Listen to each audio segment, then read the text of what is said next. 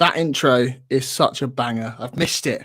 Hello and welcome back to yet another live episode of Green and White, brought to you by Argyle Life. I don't need to tell you lot that Argyle have now shipped 6 to Norwich, 5 away at Cardiff, 4 at Coventry, Bristol City and Sheffield Wednesday, 3 away to Leeds, 3 to Middlesbrough and Preston North End, and last night another 5 goals were added to the against column as Scott Parker's Burnley rocks up to Home Park and had the game sewn up by half-time, meaning that we've now conceded 60 goals before the end of January. Much like Morgan Whittaker, I'm going to get this joke in before John does, I severely considered not turning up for this pod. Joining me tonight, let's just go clockwise. John Allsop, how's things? Good, yeah, in life, if not in football. Sam Down? So bad in football that I've not even given any thought to life. That's right, I didn't ask. And Graham, how's things? Still failing to recover from last night and what's going on. Yeah, fair enough. I'll be upfront and honest. I didn't watch last night. Couldn't be bothered. The second the lineups came out, decided against it. Have watched the highlights, the short version, before we started podding. So, Sam, I'm going to have to get you to do not a full match run through because you weren't there by the end, were you? So what was it? A 46-minute run through or whenever? No. I didn't go at halftime. I left before the final whistle, but not at full time. I left with about 20 to go. Again, I was getting a lift home, and I wasn't. It was the decision of, do I wait 20 minutes and then battle home on the bus, or do I go now and get a lift? And I decided on calculation that as my ride was going, I was going as well. Of the 70 odd minutes I saw, just once again, I find myself saying that word embarrassing more than any other word, I think, on this podcast, but it is embarrassing. I don't care what the circumstances are. I don't care how good a team you're playing. And actually, Burnley aren't even particularly high scorers. They're a great, low conceding team. They're a fantastic defensive team, great defenders, great goalkeeper, but they don't really score. I think they'd only scored more than 2 in a game once before last night, and then they scored 5.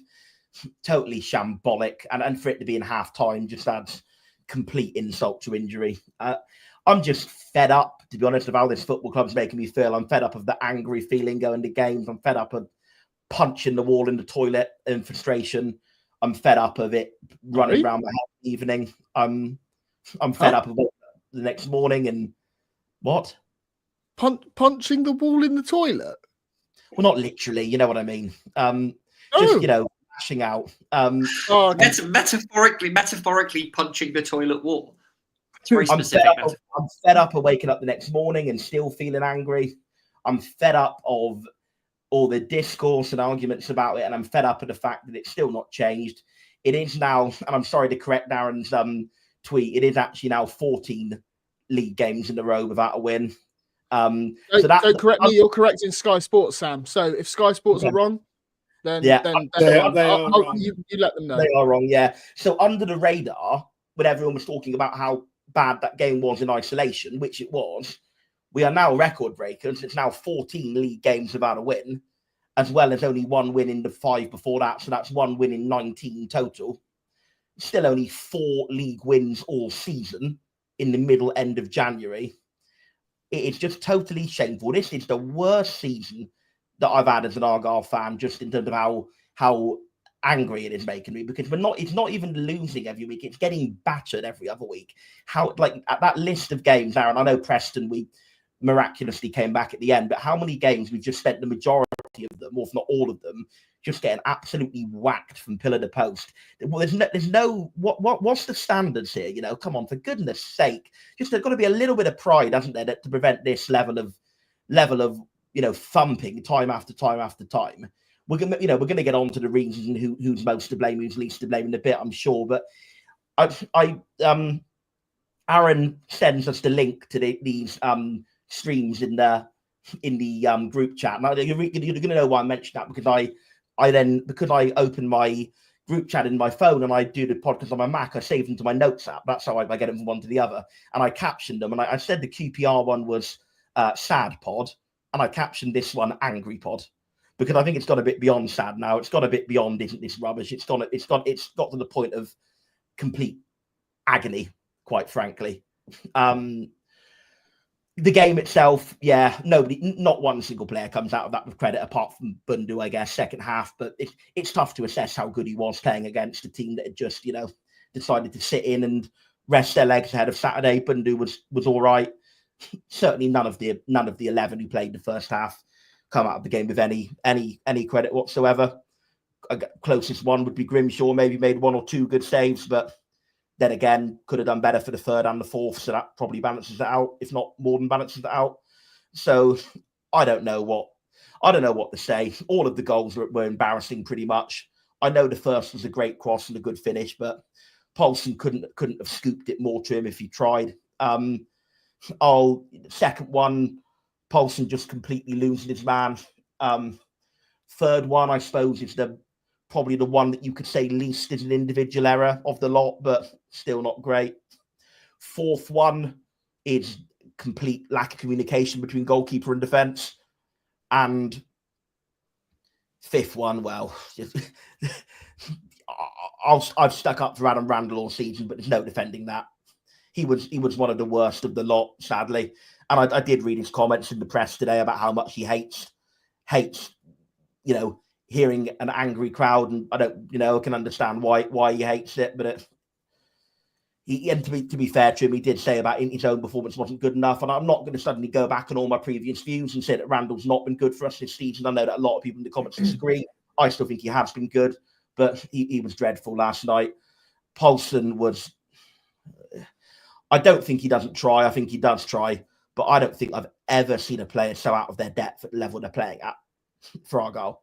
I don't think he's the worst Argyle player ever, because I think some players who played for us down in League Two, just on pure ability, the level they were playing at were worse. I think if you put Paulson in League Two, he might look half decent. But in terms of who is the worst proportionate to the level they're playing at, it's absolutely Victor Paulson, without a shadow of a doubt. He is so far off it, it's scary. It's almost at the point where I'd say, let's just record Jack Matthews from his loan at Taunton Town and shove him in there. Just because at least if he may be equally as bad as Paulson, but at least with him, he might potentially be good enough one day to play for us, or maybe if not quite good enough to play for us, maybe to play for someone else. But there, I've gone over each of the 5 goals very briefly. I've gone over the general performance. Like I say, second half was better. There was a bit more fight, but far too late. And it's difficult to know how much of it is genuinely us being better and how much of it is just them sitting back. And to borrow an answer which I'm sure would appear on the football cliche spot, it is a bit of both, I think, to some extent, because I do think that they'd had a rocket up their arses at halftime, literally within the first 30 seconds of coming out. Randall threaded a through ball to Bundu, who just didn't quite get his touch right, but if he'd have got his touch a bit better, he'd have been one-on-one with Trafford and very, very possibly a goal. Like I say, I feel I've tipped past the level of sad now and onto the level of angry, and probably the next level I'll get to is just not giving a hoot and finding it funny, which I think Aaron got to that level a little while ago from some of his comments. Sam, I don't know. I'll shut up and let other people speak. Yeah, please. Sam down there becoming the first person associated with Plymouth Argyle to run through last night's game. 2 things, Sam.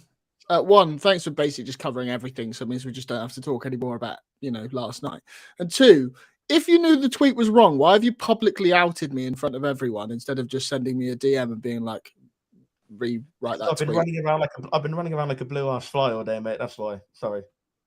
Oh, that's all right. Yeah, just out me publicly. I do feel if I said 14 in a row without caveating it, somebody would have said, you tweeted earlier it was 13. So I was just getting ahead of that comment. That was all. Sorry. That's all right. I've got to delete it now, and I look an idiot. Right. Anyway, John, Sam's already mentioned the group chat. One. I don't like to pull too many comments out of the group chat, especially last night when there were. I think I ended up on nearly 1,064 messages that I needed to read. So I'm not doing that. Although one that I did catch my eye from you was the most embarrassing 45 minutes in my time as a fan, maybe in the club's history. Does that sum up that first 45 nicely? Yeah, I don't know. I don't know about the club's history because I've only been around for the portion of it that's been my time as a fan, which has been roughly since like 2002. I can't recall a more humiliating half of football than that. Maybe some like equally humiliating whole 90 minutes. Wembley was diabolical, but obviously that was only 2-0 at halftime against Bolton in the Pizza Cup final.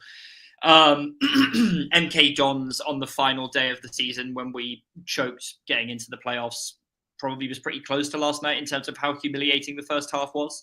I think we were 3-0 down at halftime in that game and down to 10 men, if I remember correctly. So it wasn't like it was like totally in a league of its own last night.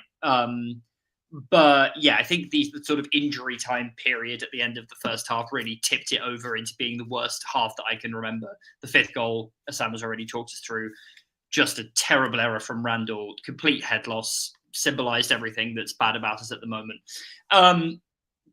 The only mitigation or sort of argument against that statement that I think you could venture was that Burnley were very, very good. I think you do have to give them credit. As bad as we were, they have exploited it absolutely brilliantly.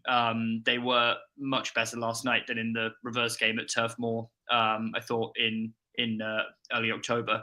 And the first goal, I mean, it's obviously an absolutely awful error from Paulson, not excusing him at all, but it is an unbelievable cross and an incredible finish. So maybe you could identify a half where it was less than 5-0 at halftime, but against a worse team as being more humiliating than that one. But I don't think Burnley are like all as well as they played last night. I don't think we're talking like, Leicester from last season, a team that we beat, by the way, levels of talent on the pitch, or Leeds this season, even levels of talent on the pitch. I don't think they're that good. Just a disgrace. Complete disgrace. Normally we like to show as many comments as we can. I'm genuinely struggling to keep up with these. And as anybody who's listened to any of the pods before know that I cannot multitask. So if I spend too much time on the comments, I won't have a clue what these three are saying. Graham, I think it's fair to say that you're maybe slightly more experienced when it comes to, previous Argyle games than some of us, putting it nicely. Paul Burke asks, he says, genuine question. Have we had any worse lineups at this level relative to the strength of the league at the time? Maybe one or two of these players that would compete for a possible starting place at any other club currently in the league, but that's about it. Obviously, without going into too much detail, the obvious caveat of somebody that was missing from the starting lineup. I'd like to do a little section on him on his own. Just no real hope, is there? Thank you for the kind comments, but to put it precisely, 5 decades of following Argyle, that was the worst half of football I've seen any Argyle team play at any level, and not by a small margin either. And it seems as though we've gone from a one Argyle that we were at Brentford, where we were united, everybody was playing for each other, making blocks, going the extra mile, even Morgan scoring a goal.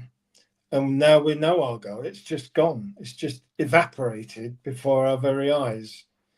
As soon as I saw the team, I knew we were in trouble, because Burnley play, if you look how they play, 2 wide players and 2 men on Randall, and that's it. That's how it is easy to beat us. I mean, right from the first game of the season, Sheffield Wednesday, the worst ever statistically performance in the Championship, only matched by a away performance at Leeds.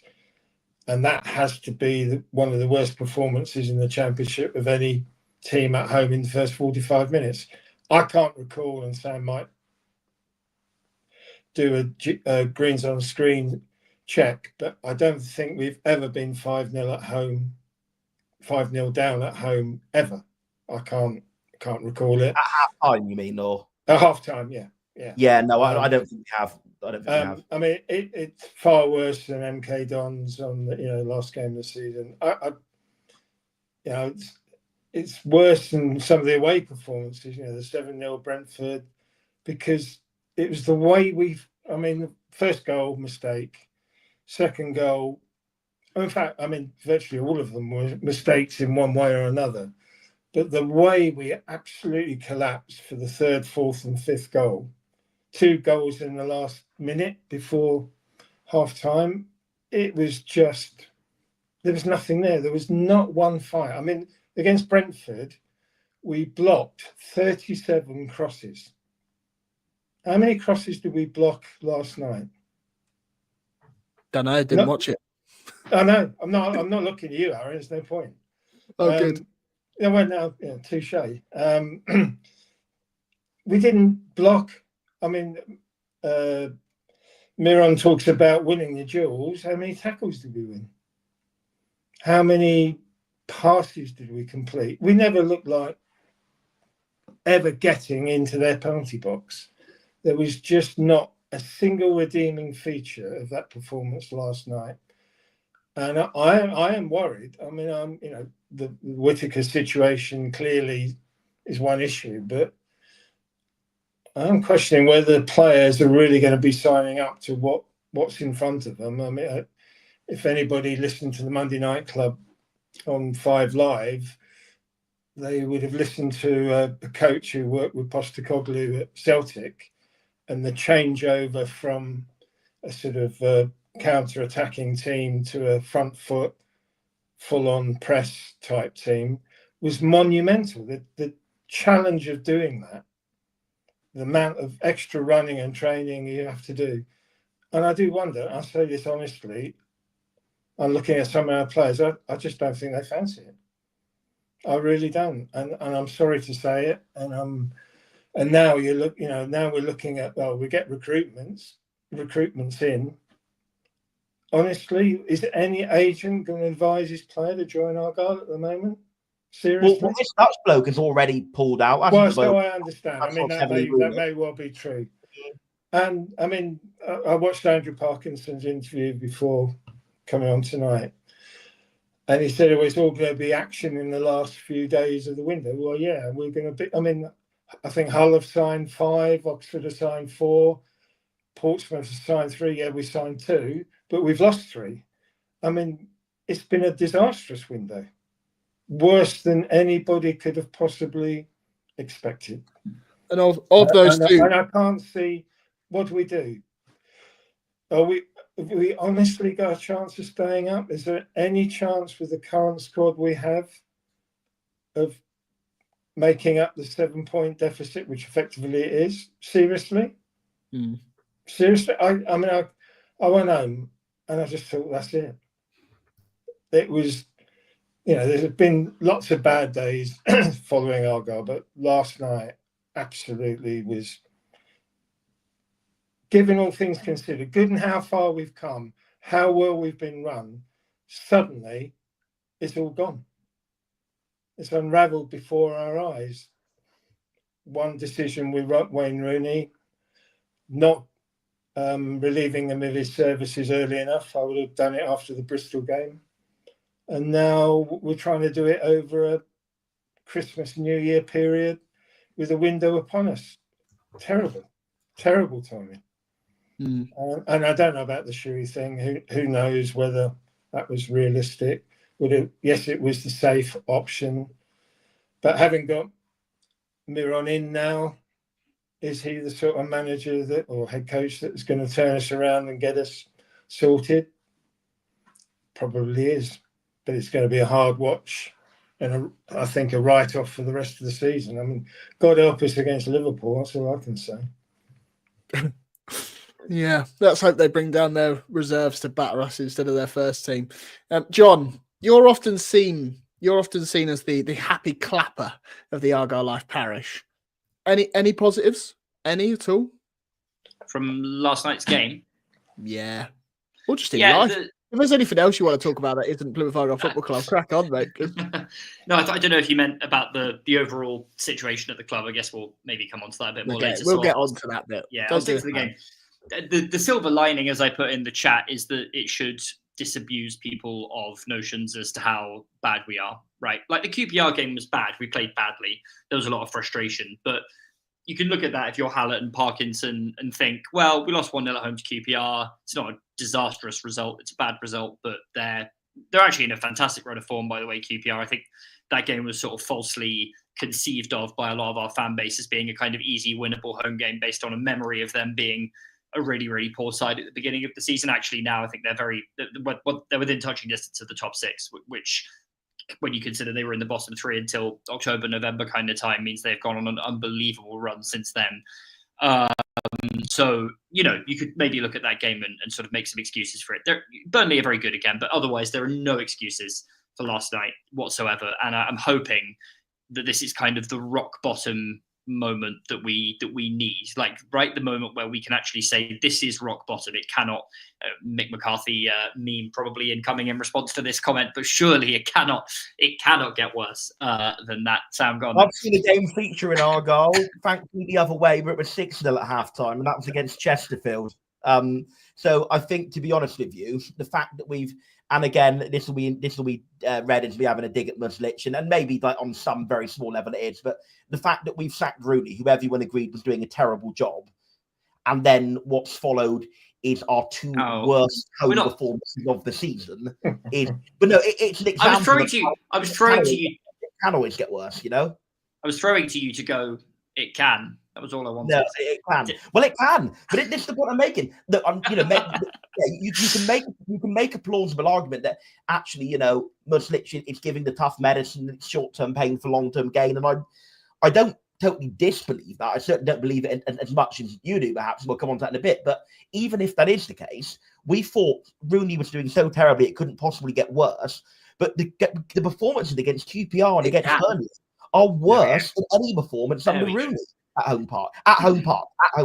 They weren't as bad as Sheffield Wednesday away. Sheffield Wednesday away over the full 90 still takes my all-time number one slot. If you're going worst 45 minutes, then yes, it was the first half against Burnley. Worst full 90, actually, Sheffield Wednesday.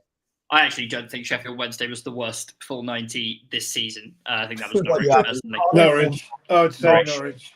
Norwich for me.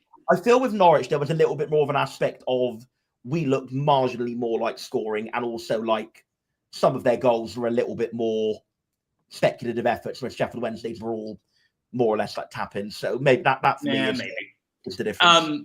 But anyway, the point was to say, obviously it could get worse in the sense that we could go to Sunderland and lose 6-0. But I think there's a rock bottom feeling around the place at the moment. Not just the score last night, not just the performance, but obviously the news about Whittaker, the fact this transfer window has not been what we would have hoped so far.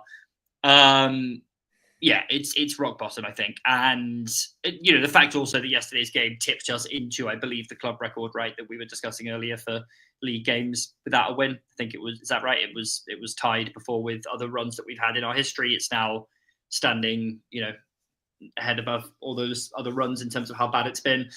It just feels like, if we're going to start from somewhere, it's going to have to be a slow climb away from rock bottom. Hopefully, it's not impossible to have a quick climb. You did see clubs like Sheffield Wednesday do it last season.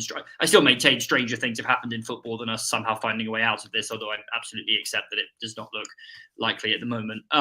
But, if we're going to start improving, we're going to start climbing out of this, maybe the silver lining is that you hit rock bottom and it disabuses people around the place of the notion that, we're sort of, very close to ending this losing run and we've just been a bit unlucky. I think there was a comment that Pleggy made in the club interview, I believe, after the QPR game, where he said that he was asked how far are we away from ending this winless run. He said we're not very far, and you can see that, we've only lost 1-0 today.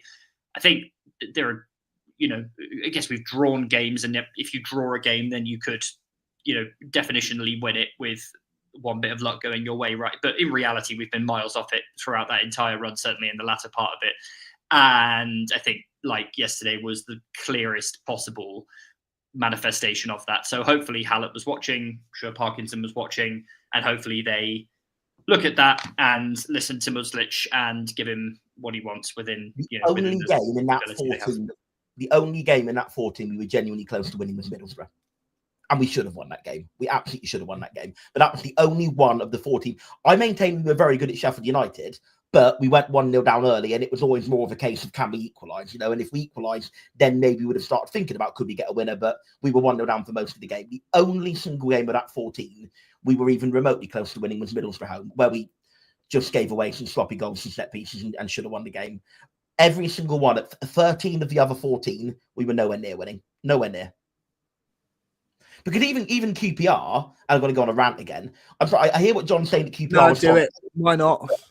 But that was a false scoreline in QPR. Grimshaw had the game of his life, and we still lost. Yeah, no, Sam, don't. I'm just saying that, like, looking from the outside, you could look at the result and make a case that it was like, even with the underlying data. I understand what you're saying. I'm not the one who's, and again, I said that when Pleggy came out and said we were pretty close to getting something from that game, I don't think that's the case. I think that was an optimistic assessment. But you could look at it from the outside and say that's not a disaster. You cannot look at what happened last night and conclude anything other than that is rock bottom disaster levels of football, right? Like, yeah, okay, technically it could get worse, but it basically can't get worse than that. The difference between losing 5-0 when you're 5-0 down at halftime and 10-0 over 90 minutes is not like the difference between losing 1-0 and losing 5-0, right? In terms of like how much worse it is. It's essentially like, yeah, it would be sort of you get in the record books levels of humiliating as opposed to merely being completely humiliated, but it's still humiliation. I guess that's the point I'm trying to make. Anything to add on last night before we move on to a certain someone's absence from the squad? Graham? What Tegan Finn, I would just like a little mention for, because he did Sam missed it, unfortunately. But he had a little cameo. I mean, he's got a bit of bite about him. He took players on. And I think if we've got Caleb Roberts who puts himself about. There's two youngsters, I know, chucking it in a poor side, but if we are going to go down, I'd want to see those youngsters getting some game time in the rest of the season, because they ain't going to go out on loan, I don't think. Well, Tegan's too young to do so anyway.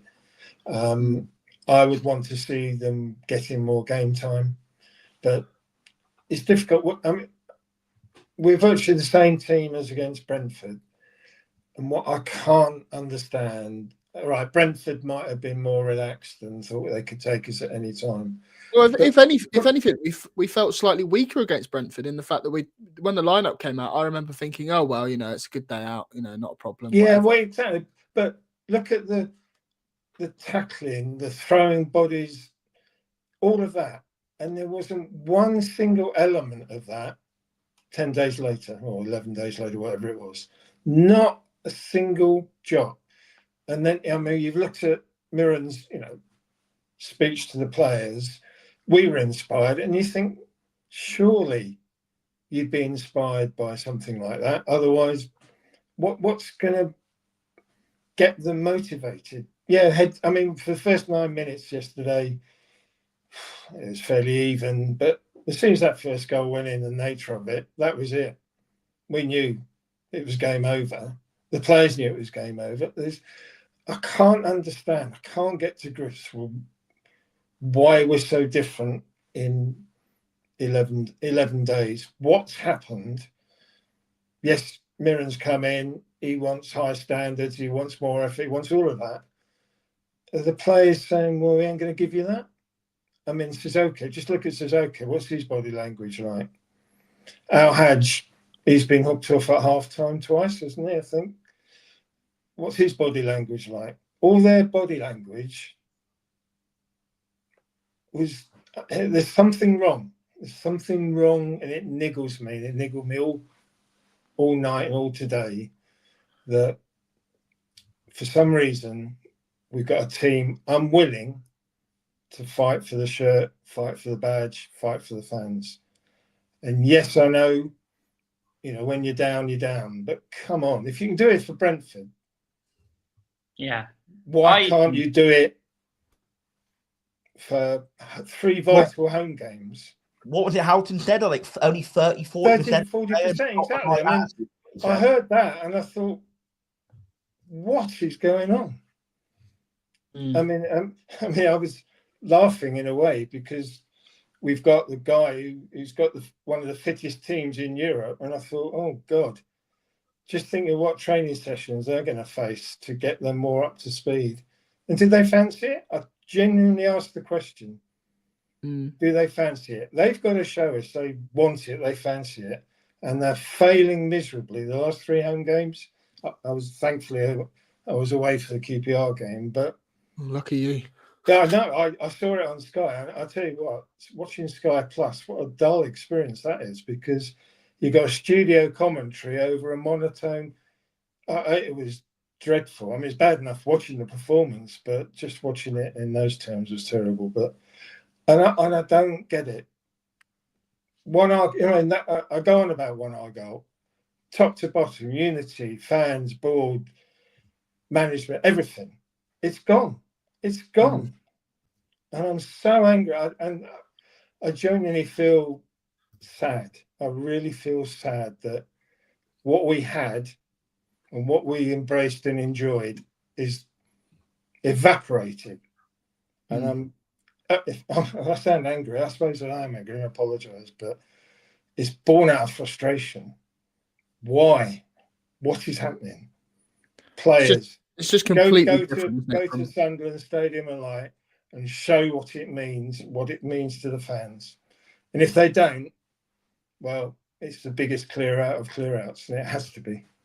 I agree. I think the number one thing that I want is checkbooks to come out and ambitious signings to be made, because like I said, I don't think we actually are down. If QPR can be in the bottom three and not able to buy a win and then go on a 10-game winning run, there is no reason, like hypothetically, why we can't do the same. If you could argue that they have better players maybe. If Sheffield Wednesday, who were one of the worst teams I've ever seen at this level, and I maintain do not have a good squad, or certainly didn't last season, can pull off mid-table to playoff level form to get out of it, we can. It's an unpredictable league. We can do it. So that's the number one thing I want. But, if these players simply won't come, or we can't get the deals done, and this transfer window essentially ends with, one or two more bodies coming in and they're not good enough, genuinely what I would want to see for the rest of the season is playing players who care, regardless of whether they're the best players or not. I think it is absolutely time to start Roberts, start Finn, start, plug Wasuelo, let House and have a run of games in the side. Players who are going to actually show up and be professional rather than looking like they don't give a shit. Or if it's not that they don't give a shit, look like they're so lacking in confidence they just can't put one foot in front of another without falling on their face. Like, I think if this window does not end with us having the reinforcements, we need to be a competitive team. I don't really see what there is to lose in telling players, go out there. You might not be the technically best players in the squad, but if you try and you put in heart and effort, then you'll be playing for your place. Basically, you'll be playing to stay here next season and start games in League One.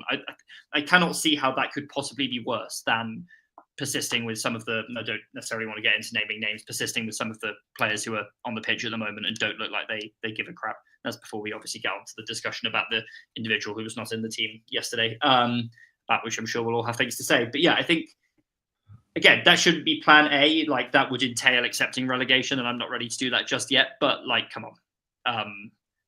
If we are going to go down, let's just at least run and harry and chase and press and play like we did at Brentford. 9 times out of 10, you're not going to win that Brentford game 1-0 because one of their chances will go in, or they'll string together a bit of Premier League quality or whatever. We obviously caught them on an off day. I'm not saying that playing a slightly weakened team that's going to put more effort in is likely to be enough at this level. I'm under no illusions that it would almost certainly mean a sort of Rotherham level points haul, but at least we could go down with a bit of pride in the team. Whatever this is disgraceful. But I suppose it's even with good performances, it's hard to rebuild that pride if we are still getting spanked. So yeah, nice. Except though, I think if we're down by March, the away end will be full of people March. Singing. You think that late? No, that late. No, probably April. But if we're down, if we're down with a few games to go, I think, or it's very clear we're going down. I think the sort of like, and if we can see the players are actually putting effort in, I think the sort of like the atmosphere, the spirit, I remember being at Leicester last year, we were 4-0 down and we sang for half an hour, Green and White Barmy Army without a break. I could see that kind of atmosphere coming back, even if we're rubbish, once people are kind of resigned to going down, just as long as there is like a little bit of application and heart. I think this is still a little bit hypothetical because I don't think we're in that bad a situation quite yet. But obviously, if things continue the way they're going, we're going to be there or thereabouts very quickly. Yeah, nice. Okay, shall we move on to the obvious? Matt Scrafton, don't know who he is, assume a journalist, judging by his profile picture, tweeted yesterday saying that Miron Muslic on quote on Morgan Whittaker's absence. He said, "It's not for me to say if he has a future at Plymouth, but we need players who really want to play for Argyle. If they don't want to play, they're in the wrong place. Sam Down, you normally have an opinion on most things. Morgan Whittaker's no show. Or it was a show because he was there, but, late show. Thoughts? Okay, my first thought, before we get too emotive about it, and I'm not saying there's not a place for that, is I think we need to clarify possibly a little bit more detail on the exact nature of what happened. Because Miron's wording was he was selected, he was okay to play, but he didn't turn up. So he did physically turn up at the stadium. We saw him at the stand. So is it the case that because what I think there is a plausible good faith explanation is that he turned up late, like with Aubameyang with Arsenal that time, like what Arteta said to him, right, you turn up late, you're not playing. So is that what happened? Or is it just the case that he's absolutely flat out refused to play? Because that's how Szczesny got a game in midweek in the Champions League, and that went really well for Barcelona as well. So yeah, because I honestly think if he's flat out refused to play, my logic is why would you then go and bother turning up and sitting in the box and getting pelters from Argyle staff and colleagues all evening? So I wonder if it is genuinely a thing where he's turned up late or he's texted to say I was going to turn up late, and as a punishment for that he's been dropped from the squad. Maybe. So because he did physically turn up, that perhaps it might be a language mishap, possibly. Maybe that's what comes to it. But he was physically in the ground, so it's not like he's just absolutely gone AWOL. So I think there could be a bit more clarity what's happened. And I think this is maybe like 60 or 70% likely what's happened. If it is the case, he's genuinely said, I'm refusing to play because I don't want to play because I'm going, then it's wrong. It's a breach of contract and it's wrong. And he deserves a big fine for it. And we're going to sell him, but that much has been obvious for weeks with what Muslic was saying to the media, what Hallett's been saying to the media. And now, obviously, if you think about it, if we fine him 2 weeks' wages as well, we could put that into the transfer budget. So that's a win-win all round. Yeah, well, but look, he was called out. Muslic called him out. Edwards called him out. So, yeah, I'm trying to play devil's advocate to an extent. I agree what probably happened is he refused to play. Maybe we'll get a full clarifying statement or it'll all come out in the wash as time goes on. If he refused to play, it's wrong. You have to, sit whatever frustrated you are, however angry you are, you sign a contract, you have to stick by it. That's a matter of personal honour. And if he's not done that, then he should be ashamed of himself for that instance. I'll agree on that. But I'm sorry. I'm going to try and see it from his point of view a little bit. He has been absolutely shat on by a great height from this football club over the past couple of years. Foster completely had the style of play that wasn't at all suited to him. Then Rooney, we hired Rooney, which is, for all the reasons we talk about Rooney being a bad pick, which I won't, go over all of them again because they're too many to mention. He literally had a very bad record of falling out with, publicly bombing out Morgan Whittaker out of Derby. So why would you appoint someone who's got bad history with our best player? Or even if he was a good pick in every other way, that would be enough of a reason to be a red flag. The fact he had a terrible CV and he had bad history with our best player was wrong. So he didn't do well in the Rooney. We obviously, denied a bid for him in August. I don't think he clearly wanted to go. Fair enough. That's our prerogative to do so. We're the club who owns him. But we've kept him in this bad situation. We've not played a style of play. We've not had a manager to get the best out of him. And I'm sorry, the amount of rubbish he gets from the crowd at times is terrible. He will get more, in a game, none of those bad home games like Preston, Watford, get games like that earlier in the season where a lot of players were having a bad game, a lot of stuff went wrong. He would get such a louder jeer or boo or, groaning noise of frustration when he does something wrong to anyone else. And Argyle fans have got this thing. They don't like a player who's a bit mercurial and a bit talented. They love somebody who was going to charge around like a bull and press and win tackles. And there's a place for that. But I think Argyle fans have really got on Morgan's back a lot the last year. And I think that's played into his mindset. And yeah, people are saying that I'm in the comments are not agreeing with me. They're saying I'm trying to excuse what he did. I'm not trying to excuse what he did. I'm trying to understand how he got into such a bad headspace that he felt compelled to do that. Or, at the very least that he felt even crossed his mind to do that.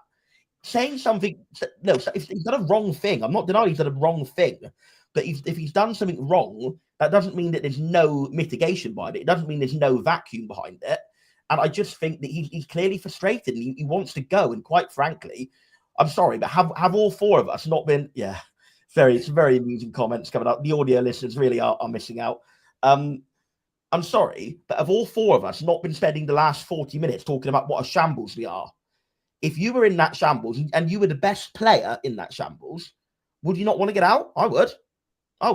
If I was turning up and there was this total lack of standards, total lack of quality around me, I'd want to get out. I wouldn't do what he did. I'll give you that. But I would understand. Why haven't you switched podcast then?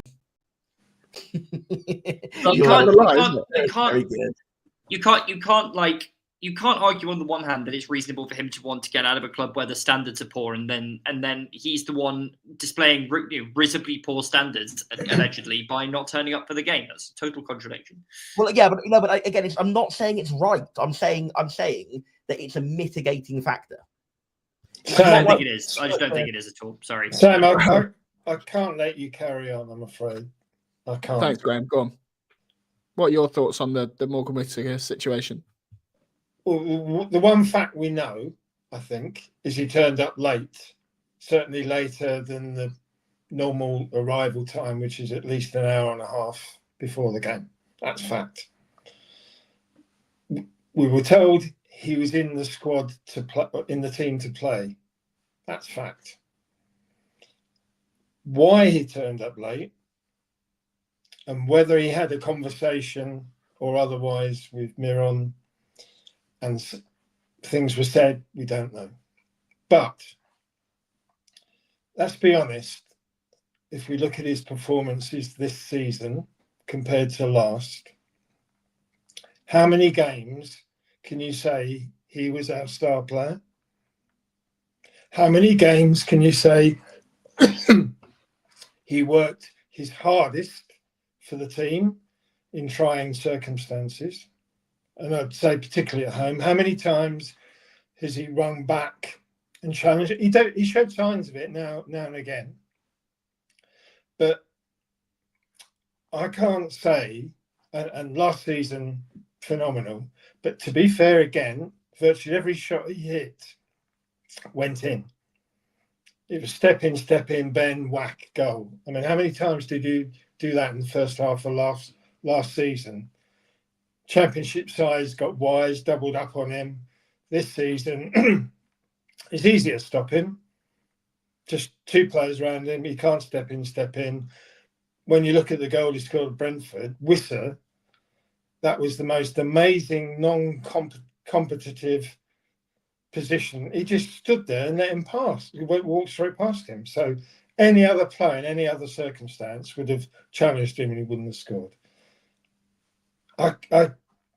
He just has not been worthy of the acclaim that you've given him, Sam, this season. I'm sorry, he hasn't. And I know he's a fragile individual, and I appreciate that. But we are in a position where we need everybody top of their game, fighting for the cause.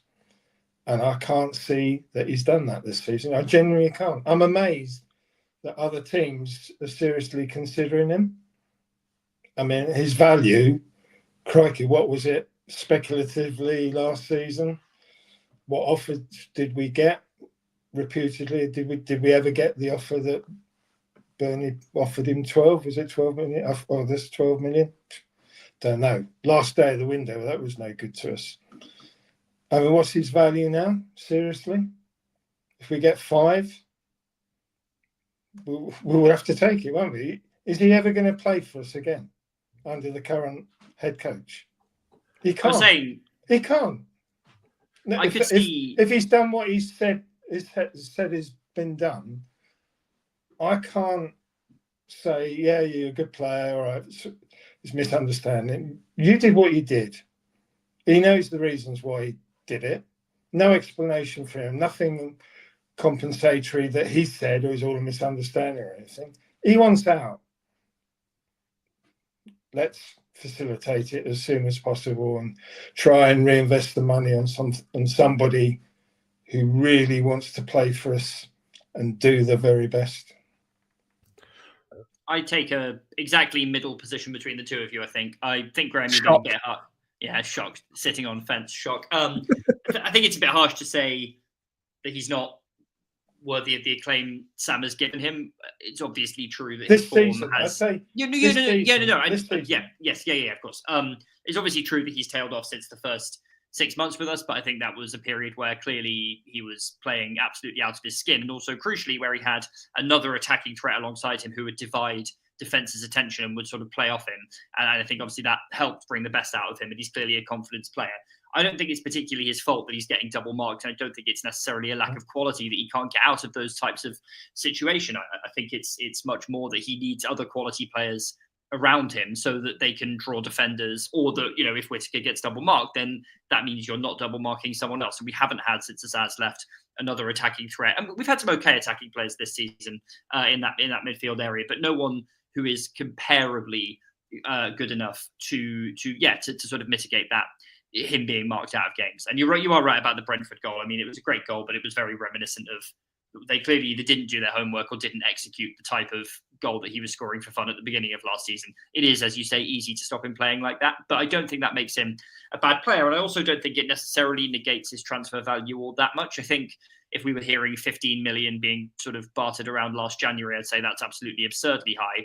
But I think in the modern market, he is way more than a £5 million player still. And I would not be minded to accept a £5 million offer even now. I think we could get something comparable to that in the summer for him, to be honest. Only if two teams want, you need a competitive situation, which we didn't have with Coops, did we? Only one team wanted him. We have to have a competitive situation.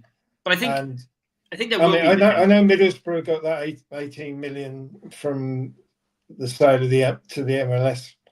Was it Lafay, the player? So they've got the money.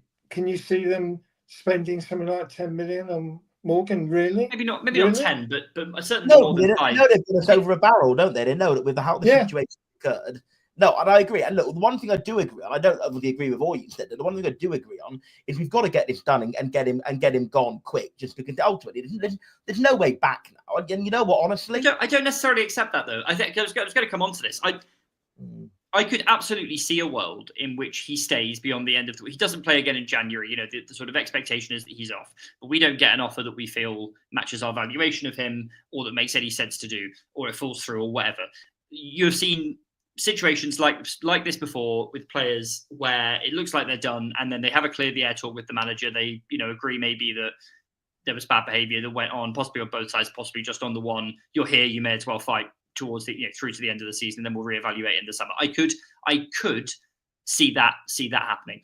For me, I think what is clear, we had this conversation last night, or certainly I had this conversation with Sam, is that we should have sold him in the summer. I think his value would have been at least as much as what we're liable to get for him this window, if not more.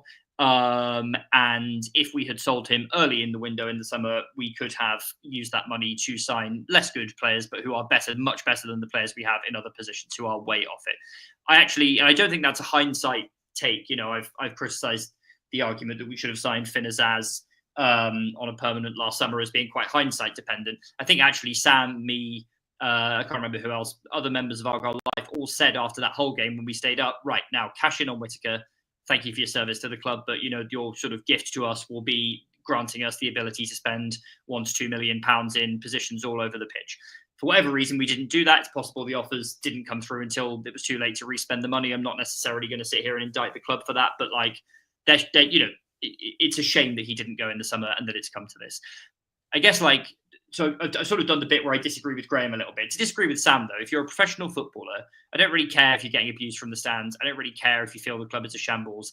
You are well paid to do a job that most people would kill to do. You turn up and you turn up on time and you play until you are contractually out of the door. Let alone, as many of the comments have said, that this behaviour wouldn't fly in jobs that people would hardly consider to be their dream job, right? This is not the sort of behaviour you get away with in any business really in the world. I know you haven't condoned it per se, but you're sort of like, so you're sort of creating an atmosphere of excuses around it by saying that you understand where he's coming from. What I'm saying is, I don't think it's relevant. I just don't think it's relevant at all. These are separate things. I don't entirely disagree with your case for why he should be feeling frustrated here at the moment, but I completely disagree with the idea that then remotely enters into the conversation of justifying him not showing up.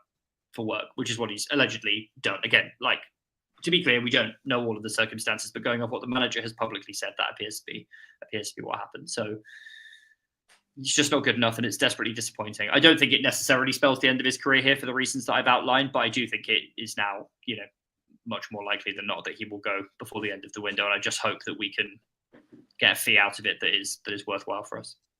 I mean, there have been times like Nonto at Leeds where a player has really wanted away, has said he wants to go, and could it happen in theory? Yes.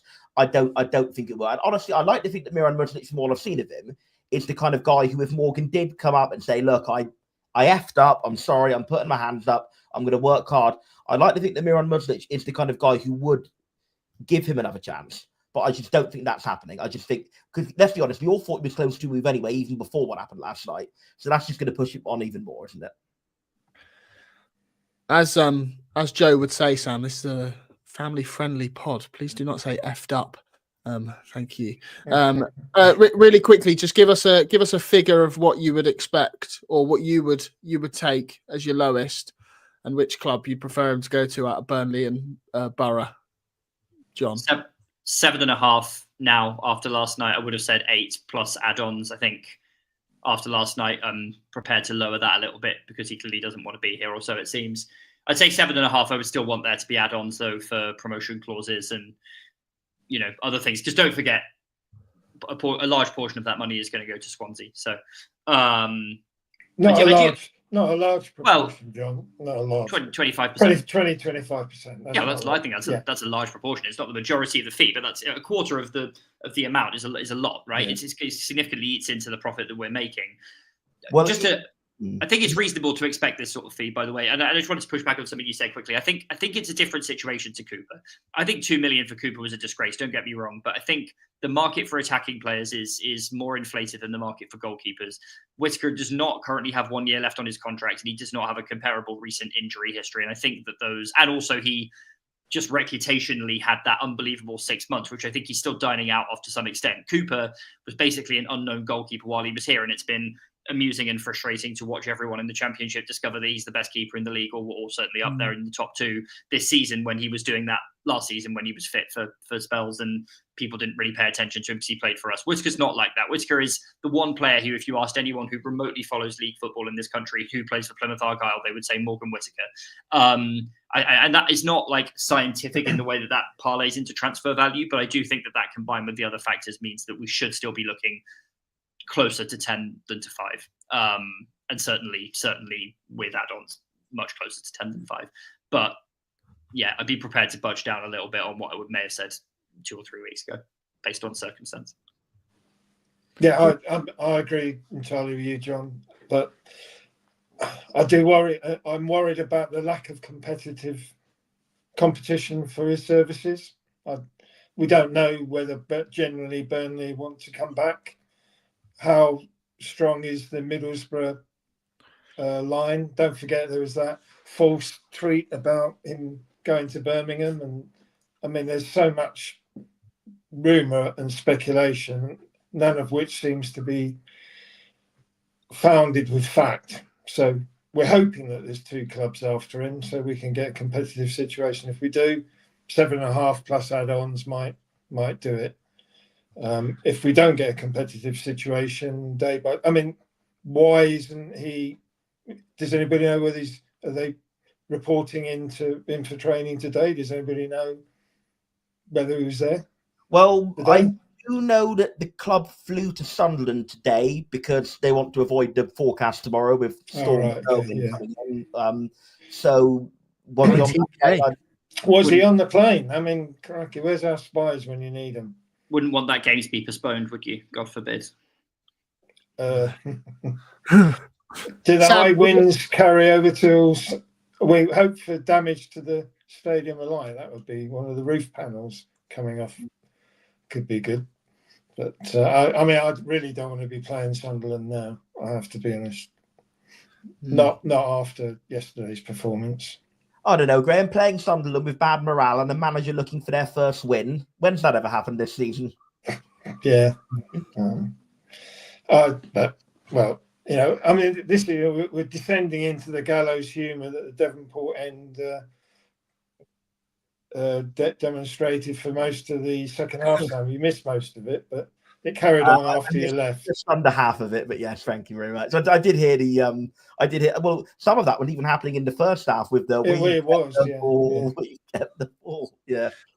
Moving swiftly on, because I convinced myself this was only going to be an hour. I don't know why I thought that. This never happens. I'm gonna take it back. Sorry, Joe, for barking at you for making me have long edits.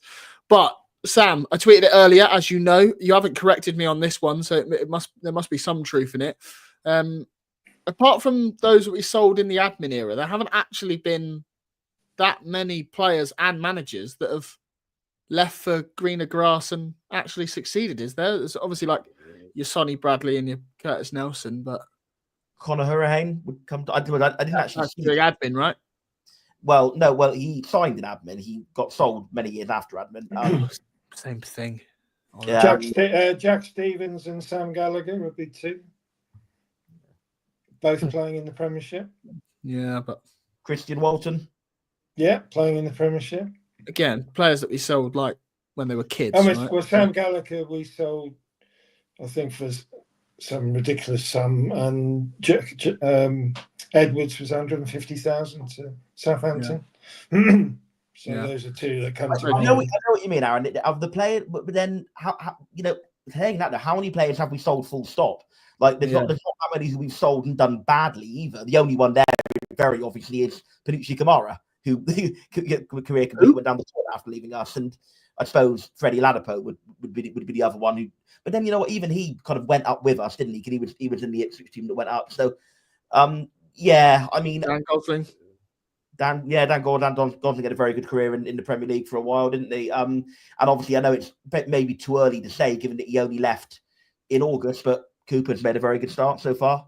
So, yeah, all right. Sorry, was this meant to be post admin? Because I was going to add Craig Noon and Joe Mason. I'll just delete that tweet as well, Sam. Don't worry about it. I didn't really quickly. Really quickly, obviously we've got today has been announced that we've got a fans forum coming on the 20th of February. Graham, I know that you like a visit to a fans forum. I wonder if Ian Neal's going to take his little yellow hat again and sit front row with you at this one. To be fair, Ian Newell, I don't think I've ever seen a fans forum. I think some other gentleman brings the hat question into play from memory. No, it was the Cornish fans thing, wasn't it? I mean, I have to apologise to him. I haven't mentioned Passotti once today. Oh, there you go. You've got it. I've got it in. There's still time. There's still time. But I mean, to be fair, what about the date? Do you think the 20th of February is just a bit too late? Like ridiculously so.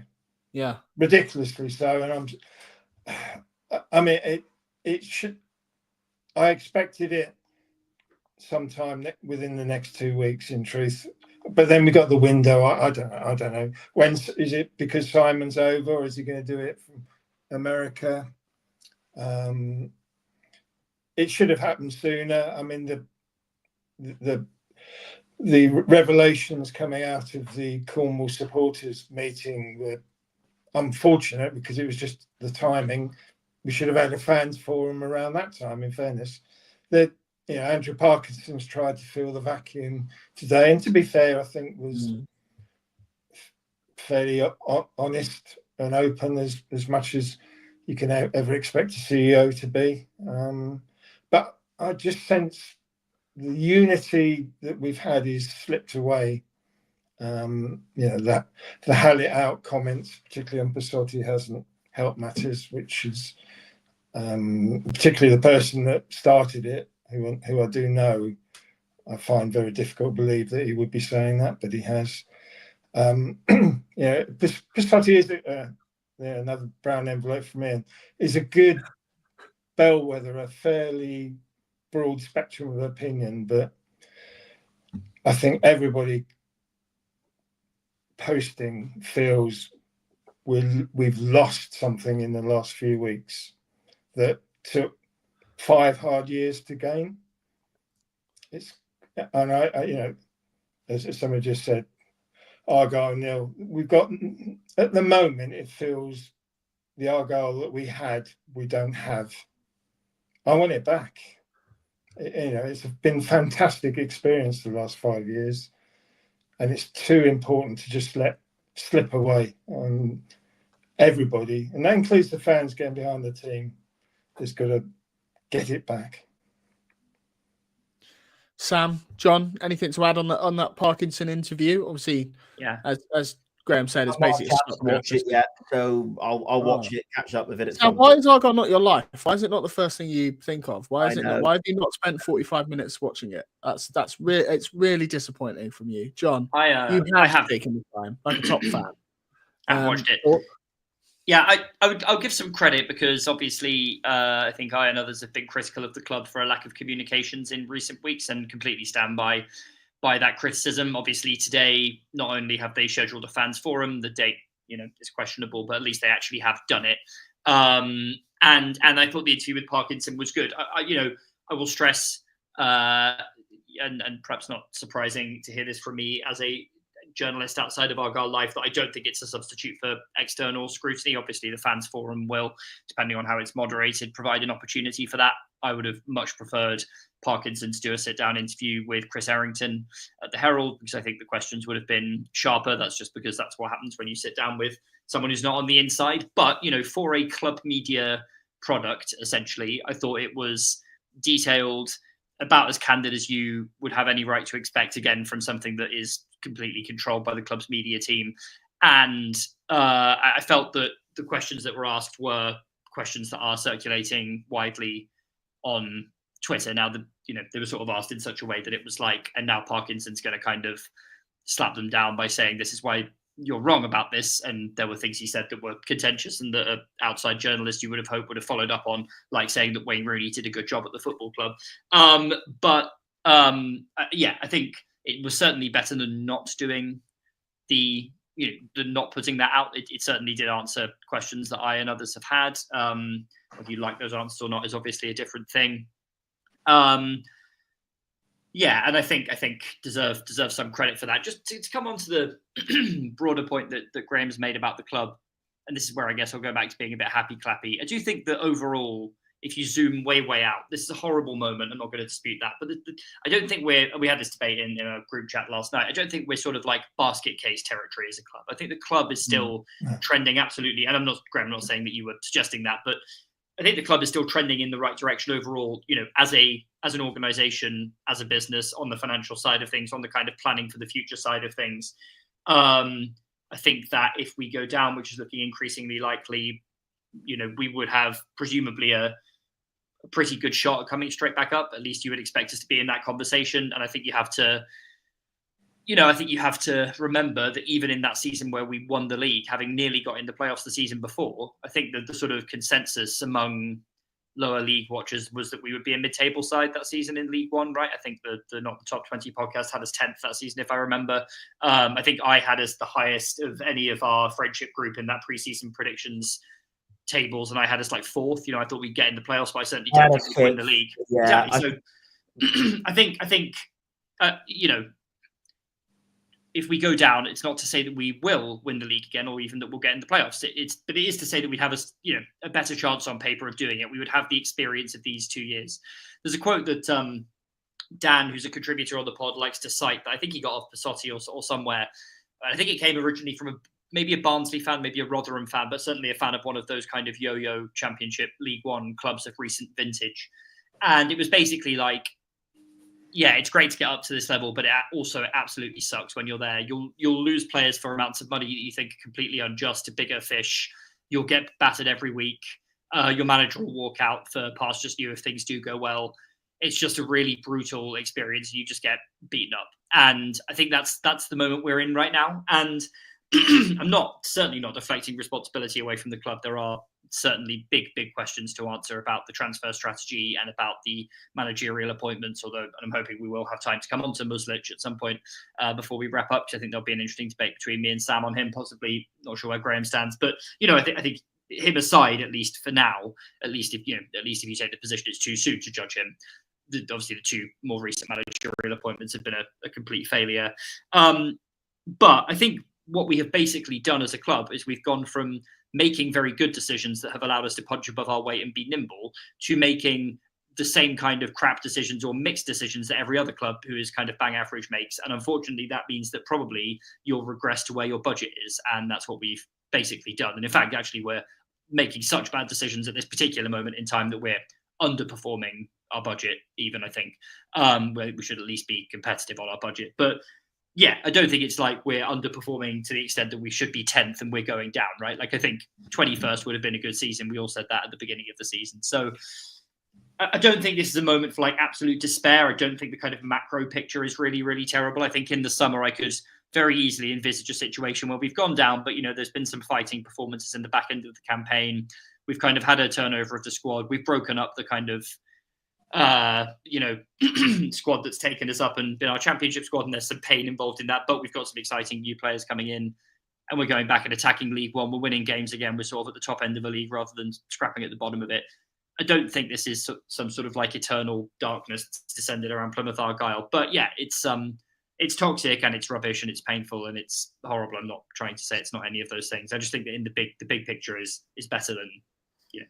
Can I just say, I mean, one thing that, I mean, John, you haven't mentioned is what Andrew Parkinson said about the investment. It was no longer still with the EFL waiting for approval. It was a conversation that's been going on a year. There was a acceptance that if we went down to League One, we would be getting less money. They would be paying less money, investing less money. And interestingly, and very clearly for the first time, he was talking about them being the ones that would take over from Simon Hallett. I don't know if you picked that up. It's the first time he's really introduced that. So, yeah, we are going to go into a period of change. Whether that investment is forthcoming, I mean, they won't pay as much money, but will still be a very decent proposition with our financial stability in League One. But don't forget, going into League One, how many teams, big teams for the Championship, got relegated into League One, and how quickly did they come back? Very few are bounced straight back. Very few.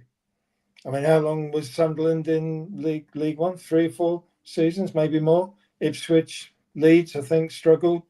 But I think some of these clubs were a bit of a basket case, though, is what I would say. Well, yeah, the basket cases, but the basket cases were money to pay for players, which they did, and they still didn't get back. I mean, back in the look at Rotherham. You know, they got Steve Evans in and paid money for players, and they're 15th or 16th. I mean, this season, but Rotherham did have a period of bouncing up and down for 2 or 3. Yeah, I think they did for about 6 or 7 years. And Peterborough did as well.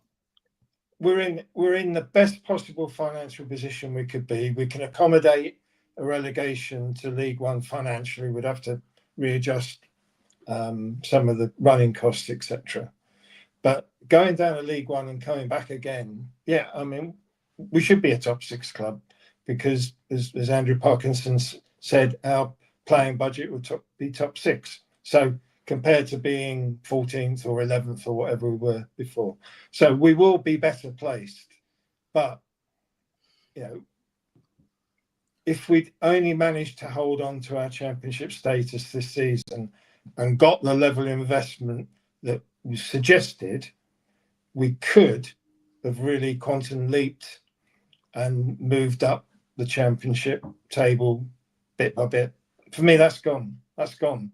And that's the bit that really, really sort of niggles, because to come so close and see it evaporate as I've described is for me, because obviously I'll go back to 2011, seeing where, and Sam did as well, where we were, the times we thought it was gone, how we built ourselves up, and now we're sliding, and I can't see a way that we're going to be stopping it for the next season or more. I'm going to give my alternative view, and I don't want this view to be caricaturized, that I think we are just a totally irredeemable basket case, because I do take on board the points both John and Graham have made. Do I think we're in any danger of being financially insecure? No. Do I think that there is good work being done in investment into the youth, into the future, Still, yes. Do I think there are some reasons to hope that this may just be the darkest moment and it may turn around positively? Yes. But I'm going to give you the other way this could play out. There is more than one way that a club can be a shambles. Financial mismanagement and having terrible infrastructure is one of them. I'll tell you where another way a club can be a shambles is a constantly bad culture, a toxic culture, and awful decision-making time after time after time. I don't think we're going to be the first category. I think we're well on the way to being the second. Because let me name you a club who isn't in any way financially insecure, because their owners cover all their losses, but in any way, they're not financially insecure, and they're a very rich club for the level they're at, but they have been in the bottom half every season that they've been at that level. It's Stoke City. I worry that with this bad culture of decision-making, this negative culture around the club, Stoke City are a basket case, yeah, but are they financially insecure? No, they're not. Not in any way are they. They're nowhere near not being able to pay their players and nowhere near calling administrators in, because they are quite profitable and their owners cover all their losses. But they have an owner who's made terrible decisions time upon time. They've had a string of terrible director of footballs. They've had a string of managers who either have not been given enough time or who have just not done well there, or perhaps some combination of the two. And they are just a club that are a shambles, even though despite the fact they should be good, they've always had a big budget for the league. They've always had a half-decent squad for the league, but they've never even come top half, never mind playoffs. I worry if we get relegated, there is a viable world where we could become the Stoke City of League One, that we're always having a big budget. We don't have a terrible squad. We have an owner who is keeping us financially secure, but due to this culture of dreadful decision-making and a nasty atmosphere within the club, we just come bottom half consistently. That's my worry that I have. Yeah, but then is there a culture of consistently bad? I guess this is the question. Have we made bad decisions for a year? Yes. Is that a culture of bad decision making? I think the jury's out on that. It might be. Yeah, I think it could become that way. The way it's going. Yeah, I don't discount what you're saying. I don't discount the possibility of what you're saying. But I also don't. I think it's premature. I don't think there is a culture of bad decision making and toxicity. Like the toxicity, by the way, we're bottom of the league and we're adrift and we're rubbish. Like, of course it's toxic. I'd be surprised if it wasn't. I'd kind of be disappointed if it wasn't. Like, if everything was pulling in the right direction and the players were trying and we were still getting, I mean, I guess it would be better than what we saw last night, and I've maybe contradicted something I've said earlier, but like, you know, I'm not surprised that it's toxic. I think it is a result of the league position and the form. I don't think it's like a terminal thing that's like kind of written into the culture of the club just yet. Could it become that way? Fine, it could do. Yeah, final point. I think it's premature. I really feel that we've got so much to talk about, that Houghton 30-40% comment is alarming. He's basically saying that 40% of the squad actually give 2 boots and are trying their best and are really determined to get out of it. That says that more than half are not. Now, you know, really. Sorry, wasn't it? No, I think that was his comment in there, Sam. Was that what he said? No, he said they're performing to 30 to 40% of their ability, not 30 to 40% of the squad are not. Right, I must have heard that wrong. Yeah, okay, I must have heard that wrong. I'll hold that back. Yeah. I'll take that back.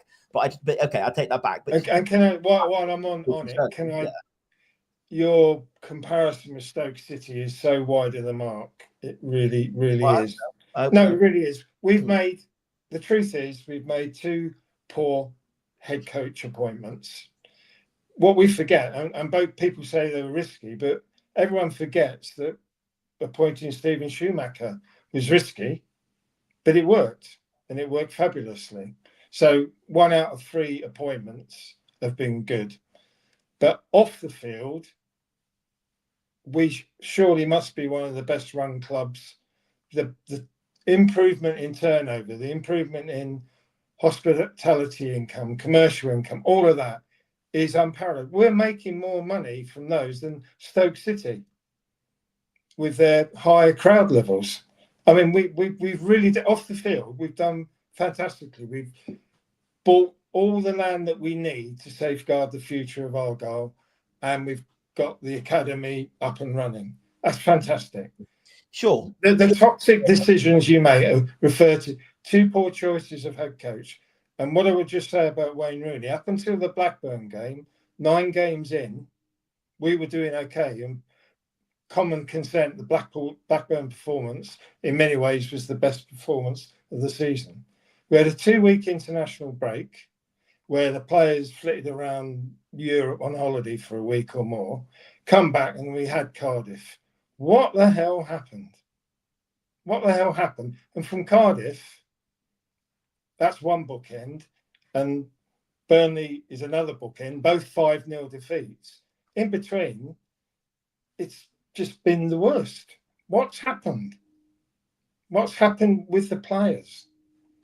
Yeah. Well, okay, I'll take. I don't. It's not a toxic culture. Mm. The players we've had have an ability to perform. They just haven't been performing for whatever reason. Whether it was a culture under Wayne Rooney that was more lackadaisical, then Nance and Joe was inspiring, but you can't maintain that more than a few games. And now we've gone the pendulum swing the other way, and we've got somebody in who, my God, is going to sort it out. And the 2 appointments he's made, is really going to sort it out. And you're either with us or you're not. And our next few, was 11 days before the window, we're going to see hopefully some players go and hopefully some players come in. But it's going to change. And personally, we haven't come onto it yet. I think given where we are and what's happened this season, this is potentially our only salvation for the rest of the season and next. Well, I really hope so. And Muslic talks a fantastic game, but being able to diagnose the problem isn't always the same as being able to fix it. So I hope we've got to hope he actually does well, because I'm going to say so far it's been the worst 2 performances. Not that that's entirely. Yeah, but three games. It's all about attitude. He's got it right. I mean, we don't win. The first game he commented about winning duels. We don't win any. We don't win anything. We're not competitive. And you can do it for Brentford. Why aren't we doing that right across the pitch? Right across the pitch. We're not. And we haven't been since the Blackburn game. Something, mentality, whether it's too easy, I don't know. I think, we're going to find out, who the real players who want to stand up for Argyle are in the next few weeks, and certainly away to Sunderland we are. I mean, I think I'll be watching that behind the sofa if I can. Well, I'll be setting my alarm. Well, I probably won't even bother going to sleep, but I'm leaving Plymouth at 2:35 a.m. To go to that one. So I just hope I see a bit of passion and a bit of effort, because I will just very quickly. Sorry, I don't know Aaron's tearing his hair out about how much. It's just pointless me being here, but you carry on. It's going well. So it is pointless you being here. I really want to very, very quickly say I retract that comment. He said 30% of the players. I must have just heard that wrong, or my brain switched off a minute, but whatever. But even the fact he said that the squad are playing to 30 or 40% of their ability, that is in itself a concerning comment, right? And clearly there is some fractions or disagreements. Quickly, Sam, if I can actually get 5 pence in, the squad allegedly bombed out Foster, didn't put enough effort in under Rooney, allegedly, and now they're doing allegedly. Aaron, you can't say allegedly. The facts show they didn't. All right, sorry. Yeah. Our alleged 6-1 defeat at Norwich. Can I just very quickly? What about what Randall said today? In a very hot interview, they asked Randall, "Do you agree with what Miron Muslic said?" He said, "Partly." Exactly. That's a glowing endorsement from your captain, isn't it? I am 100% team Muslic here, and it's not to say that I suddenly hate all the players or anything like that. But if you actually look at the things he has said publicly, I've seen some criticism for him. If he carries on like this, he'll lose the dressing room, yada yada yada, online, whatever. What he has said is just plainly uncontroversial. It's just plainly uncontroversial. It is that we are not competing, we're not winning duels, and the attitude sucks. Anyone, as Graham said, it's not alleged. Anyone with eyes can see that is happening. And all right, I'll get some. And I'm glad for the first time in a year, we have a head coach who is not afraid to come out and say that publicly, after one head coach who would allegedly, correct usage of the term this time, dig the players out behind closed doors very strongly, and then always defend them to the hilt in the media in a kind of very faux Sir Alex Ferguson kind of way. And then another manager who every time we got battered on the road would sort of scratch his head and say, I can't believe this is happening. I don't really understand why this is happening, even though it's happening week after week after week. We've got a manager now who actually seems to be watching the same game as the supporters, is identifying what the problem is, which is pretty basic, and is saying, I'm not going to stand for this. We have standards. This is not meeting the bare minimum. This is not good enough. I'm not saying it's blameless. after 3 games. I'm not saying he's not made mistakes. Obviously, he bears his responsibility for the last 2 games. Also, though, it's 3 games in charge. Cifuentes at QPR didn't win for 5 games last year, if I'm correct. Rull, I think, won in his 8th game in charge of Sheffield Wednesday. It's not directly comparable, but the idea that we should be sort of questioning him after 3 games when everything that I've seen from him, bar the on-pitch stuff so far, has been impeccable. It suggests to me that he is a serious person who actually knows what he's doing and who seems to me to be, quite frankly, the most compelling asset that the club has going in its favour at the moment. The idea that we start turning on him after 3 games is absolutely preposterous. It's absurd. Yeah, there we go. I've said my piece on him. I know Sam might have a different perspective, but no, I think a lot of what you say is true, but I just wonder if maybe there's an aspect of it being better to foster a bit of a relation. Well, pardon the pun, to foster a bit of a relation. That was genuinely unintentional, but I realised that I said it to maybe foster a bit of a relationship first. But you could be right, and I hope so. And I just think that what I really hope foster relationships. How? Say, you've lost 5-0. That's fine, lads. No, unlucky. Better luck next time. Let's all go and have a nice little cool down jog.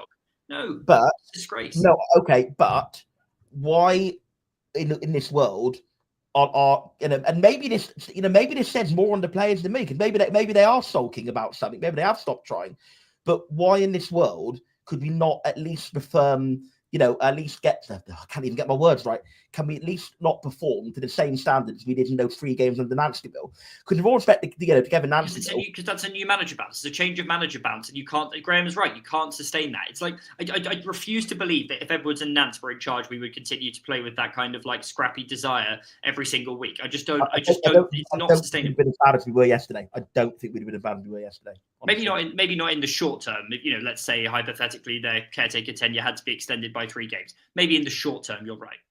Maybe a different new manager would have given us a momentum bounce. But I don't think it's sustainable. Well under Nance and Jusnip at the end of last season, enough to stay up. So why wouldn't it work under Nance? And in the spell over Christmas as well? And in the spell over Christmas? Yeah, over a period of 6 and 4 games, respectively. That's 10. Okay. But this squad is not a bunch of people, are they? Maybe some of the newer ones who've come in have had attitude problems. I'll give you that. But look, as much as I slightly had a joke about what Adam Randall said about only partially agreeing with Muslic, we know Adam Randall's not a bad bloke. He's not somebody who doesn't try. We know Jordan Houghton's not a bad bloke who doesn't try. We know that Ryan Hardy isn't. We know that well, I was going to say Callum Wright, but maybe Jury a bit more out there. But we know that the majority of these people are not. These people are not shithouses, are they? They're not people who just come in and take the mick all week. These are the people who got us to a bloody title. And there's a bit of me, the very small insular part of me, is actually thinking, well, hang on a minute. He's only been at the club 5 minutes. Do we not back the people who got us there, I think the biggest issue by far is Ockham's razor, the simplest explanation, is that they have no confidence. Is that the confidence is on the floor because they have lost game after game after game. There are more complicated factors. I think we've discussed the kind of general positioning of the club and bad decisions and what have you. By far the biggest factor in this, in my view, is that they just have no confidence. And I don't see how the new manager is expected to come in and just wave a magic wand and correct that. That I think if we can get a couple of wins, then I think you'll be seeing more positivity about the place, more self-belief, and then we'll see what we can do. By the way, it has been 3 deceptively, really, really difficult games that he has walked into. And the problem is that those games have been sold because of our home record as 3 golden opportunities to get 7 to 9 points and rocket us up the league. In reality, we've played an Oxford team who are, I think, probably top of the form table. I don't know if they're actually second in the form table. Second in the form table. You've played QPR, who must be like fourth or fifth, whatever. Our last 3 games in the top 4, yeah. You basically played the 3 best teams on form in the league back to back, and with an injury crisis in defence, your best player not turning up, and a new manager who's not had time to get to know the players in the middle of a transfer window. I'm not interested in particularly in any sort of like really serious criticism of the new manager, because like I don't see how it's reasonable to expect that he would have had an instant impact in those conditions. I'm much, much more interested in whether he can turn this around in the long run. And I think it strikes me, everything I've seen about him has impressed me, apart from the on-pitch stuff again. I think he can. I believe that he can turn this around. But I hope so. And I want to say, I hear comments, people saying, oh, Sam's got it in for Muslic because he's not Schumacher. No, not at all. And I'm sorry. And I'm sorry. Everyone knows I would have hired Schumacher. Everyone knows that.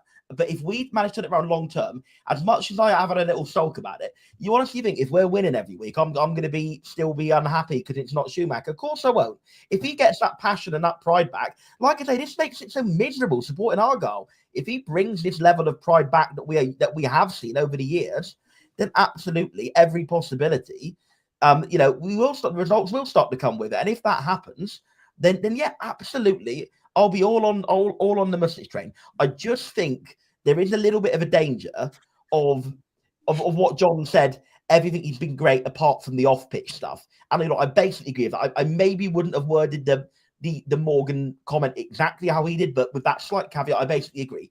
Everything's off-pitch stuff great, on-pitch stuff not so far.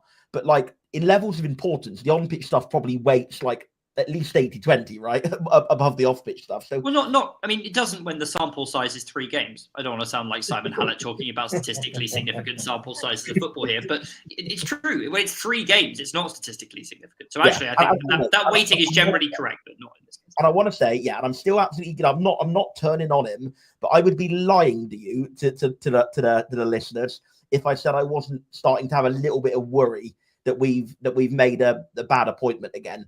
After the last 2 games, I would be lying if I said the thought hadn't entered my mind.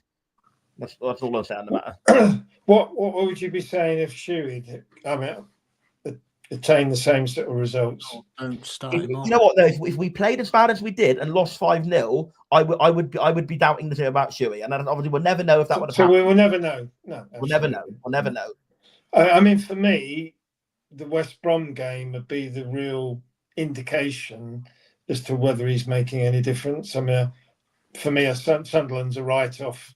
If we get anything, well, that's the bonus of all bonuses. But West Brom will mean he'll have a full week of implementing his ideas with the new assistant head coach and new performance guy who's meant to be really, really good. I mean, those guys are 30 and 32. I couldn't believe how young they were, and we see what they can do.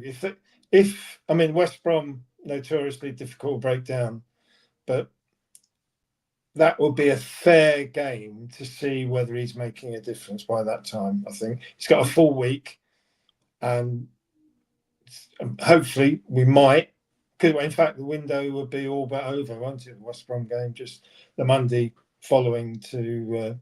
We might have some new recruits in by then. Then we can sort of make some more considered judgments, but not after 3 of the most difficult home games we could have faced in the circumstances. It's a football cliche, but I think it might be a good time to play West Brom. You talk about the defensive organisation, but that was under a manager who has left, and obviously Mowbray is no amateur, but it's not guaranteed they'll have necessarily a totally instant impact there. It could be a transitional moment for them as well. But the game where I'll start to judge will be Millwall at home. I'm going to do my job here. I'm going to cut you off because some of us want to get and watch the Traitors tonight and not just talk about one of them in Morgan Whittaker. On Saturday, we head to the Stadium of Light. Obviously, Sam, you've already told us what time you set off, so that's like pretty much the only question I've got written down ticked off. Lord Barrelled tweeted saying that he doesn't see it as a comfortable home win for Sunderland. Argyle's away form is played 14, 1-0, drawn 3, lost 11, scored 3, conceded 35. Sunderland's home form played 13, 1-9, drawn 4, lost none, scored 22 and conceded 8. John, seeing as you were unmuted, thoughts ahead of Saturday? Are we going to get our first away win under marvellous Miron Muslic? No, that's a mouthful. No, it's a total write-off. If I can just, and I guess this is sort of previewing. So much of being positive. To finish what I was saying quickly before you did your job and cut me off. Yeah, go on. I know you would anyway. The game where I'll start to judge him is Millwall at home, and actually I think he's got a great gift, and I'll try and make this into a bit of a Sunderland preview as well, because we've got Sunderland away, which is I think a game where you wouldn't expect to get anything even in the best of worlds you would obviously, but you wouldn't expect to get much there. West Brom at home is a tough game against a top side, so I'm not necessarily. I want to see a much better performance, but I'm not necessarily expecting anything from that either. He has then got 2 weeks with the players with no league games. Obviously, you've got Liverpool in the middle, which is a massive distraction, but it's a distraction that hopefully will create a positive atmosphere and a kind of sense of people wanting to play for their places and fight just because of the nature of the game. You then go into a run of games, which is where there are a lot of games against teams in and around us in the league. So with all that being said, I think he actually has got a grace period. It has got time. And so the Sunderland game, all I want to see really is an improved performance and effort and application. And by the way, if we put those things in, there's no reason we can't go there and frustrate them or get something. I did say it was a write-off, but obviously we all thought Brentford was a write-off, and that is not exactly what happened. I think what I mean by write-off is more that we shouldn't be expecting any points from it. I don't think it's reasonable to plan to get points from it in any sort of pathway to staying up. But let's just go and see if we can get a bonus, as Graham said. But yeah, I think that for me, the eyes have to be on that Millwall game after the Liverpool game, because there is a lot of time on the training pitch between now and then. That'll be a good couple of weeks after the window closes as well. This seems to me that this is the opportunity to kind of actually get the players better drilled. And I will say one other thing quickly about Muslic, and I think Sam actually agreed with this last night when I mentioned it. Even though the results have been terrible, I do think there is a beginning of being able to see what he's trying to do. I think there is a beginning of seeing like a bit more structure and a bit more sort of like a bit more of a coached style, as opposed to under Rooney, where it was just kind of so glaring by the end that there was just nothing going on tactically. Look, it's been very poorly executed so far, but I think there is something there. So I think, if we can just go to Sunderland and try and build on that and try and just put the, sort of little things right that went bad against, that went badly wrong in the last 2 games. Try and stay in the game. Try and get to halftime at 0-0 and then see where we are. Yeah, it's not a game where we should expect anything, but like I said earlier, it's rock bottom, and I think we have to start climbing somewhere. And I think if you can just put 1 foot forward in Sunderland by putting in a sort of valiant display, even if we lose 2-0 or whatever, it doesn't really hugely matter. We've got to start climbing out of that hole. And so I think it's an important game in the sense it's an opportunity to do that. Because I think if we can get to a point where we can put in 2 creditable performances and get some confidence back going into that run of games against teams in and around us, or who, are sort of lower mid-table, then that's a huge opportunity to pick up a lot of points quite quickly. But I think if we go into those games off the back of getting pummeled 5-0, 5-0, 5-0, it's going to be very difficult, for people to pick their heads off the floor. So let's just try and start getting up at the weekend. I think let's try and start getting up off the floor and, putting in a performance that is worthy of the league that we're in, whatever the result. Graham, you're muted, I think. You're on mute, Graham. I'm gonna unmute you, but before you answer and give your thoughts, I've put a poll even in the YouTube comments, and I've said, ignore the result. Do we even get a goal on Saturday? To which 75% out of 62 votes have said no. So, well, Aaron, we've only scored 3 goals away from home in the league all season. So I'm surprised it's as high as 25% think we're going to score. Really, the only league goals we've scored all season are Whittaker's 1-0, Randall's free kick at Derby, and Bundu's consolation at Norwich. So I'm amazed that 25% of people think we're going to have a 4th. Frankly, Graham. I think what worries me is the central core of our team, Plaguey and Victor Paulson. Come on, that is not a partnership that's going to survive against the Sunderland attack unless we've got decent midfield cover, and Rands and JB together just get overrun game after game after game. And we've just got to bolster that central core of the midfield. I'd stick Caleb Roberts in, who, interestingly, had a good game against Brentford, and I'm surprised hasn't sort of reappeared, because at least he's energetic, he's competitive, and we've just got to not Wayne Rooney did against Leeds, but 5 at the back. We don't have wing backs marauding forward, so we don't leave spaces at either wing, and 5-3-2 or 5-3-1-1, and just see if we can hold out and nick a goal. But personally, I can't see it. I can't see it. Go on then, Sam. Have the last word on Sunderland. Let's wrap this up, because I do actually want to go and watch the Traitors properly. Yeah, we're not going to win. I know people would say, "Oh, it'd be typical Argyle game if we went and won it." But Typical Sam, just being negative all the time. no, when we're not going to win, we're not going to get anything out of the game. I'm going for the day and the occasion with a group of friends, and I'm going in the minute 1 in 1,000 chance I get proven wrong. Yeah, we're not going to win. We're not going to draw. We're probably not going to score even. And I just hope that, like John says, that it is a performance. Like when Sheffield Wednesday started badly under Danny Roll, they went to Home Park and lost 3-0. And despite losing 3-0, they were better. You could see signs of their structure showing through. And their fans actually clapped them off. And 3-0 flattered Argyle a bit that day, in truth. We deserved to win, but maybe not by as much as 3-0. And their fans clapped them off. And I just wonder if that might be our version of that. So on that basis, I'm going to go a better performance, but Sunderland 3, Argyle no. And look, I want to say for the comments about ranting and that, I am sorry if I've got a bit angry and a bit of a rant. I don't normally get like this, and I think it shows the fact that I have ranted like this is how. No, Aaron, stop winding me up. You're chronic. You're just. I'm sorry, I thought I was on mute. Genuinely. I'm not like that because I'm angry and I want to see this club be better and I want to see it do better. And I know it's going to be a long way back up. If we just see a better recovery, performance, effort, desire, winning the duels, then even if we lose, I'll be not happy, but I won't be as angry as I am today by half. And let's hope that's the case. But 3-0 defeat. I have noticed that we've all come dressed in black as traitors or for somebody's funeral. And if we win at Sunderland, I'll come dressed in drag if we win at Sunderland or whatever. Yes, please. Oh, okay. All right. Deal. Right. There we go. That's all he needs is an inspirational team talk before the game at the Stadium of Light. What about a draw, Sam? No, and I'm not going to push it that much because that might happen by fluke. A high-scoring draw. No. Don't push it. Anyway, I think we'll call that a night. I can't remember how I end these pods. John, you did a good impression of it.